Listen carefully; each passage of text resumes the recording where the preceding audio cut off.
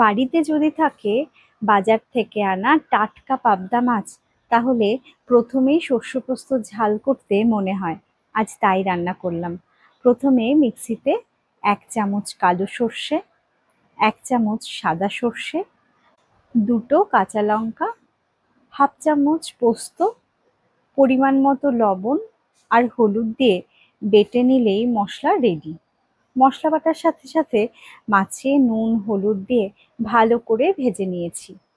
কড়াইতে তেল গরম করে সামান্য কালো জিরে আর 1 কাঁচা লঙ্কা ফোড়নে দিয়ে 1/2 চামচ জিরে গুঁড়ো দিয়েছি আর সামান্য জল দিয়ে দিয়েছি। তা না হলে মশলাটা পুড়ে যাবার ভয় থাকে। পুড়ে যাবার ভয় থাকে না, পুড়ে যাবেই, তাই একটু সামান্য জলে গুলেও দিতে পারো। জল ফুটে উঠলে সর্ষে পোস্ত বাটা ঢেলে ফুটে ওঠা পর্যন্ত অপেক্ষা করতে হবে। এবার ভাজা মাছগুলো কড়াইতে দিয়ে 2-3 মিনিট মতো রেখে ধনেপাতা আর সামান্য একটু কাঁচা তেল দিলেই হয়ে গেল সর্ষে পোস্তর পাবদা ঝাল। গরম ভাতে এই এক তরকারি দিয়েই খাওয়া কমপ্লিট হয়ে যায়, আর অন্য কিছুর প্রয়োজনই হয় না। যেতে যেতে একটা টিপস দিয়ে যাই।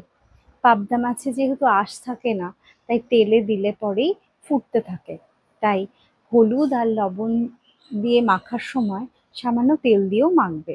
আর তেলটা ভালো করে গরম করে নিয়ে লো আঁচে মানে লো ফ্লেমে মাছগুলো ভাজবে একটু ঢাকা দিয়ে। তাহলে দেখবে কোনো অসুবিধা নেই, আর ভয় পাবারও কোনো কারণ নেই।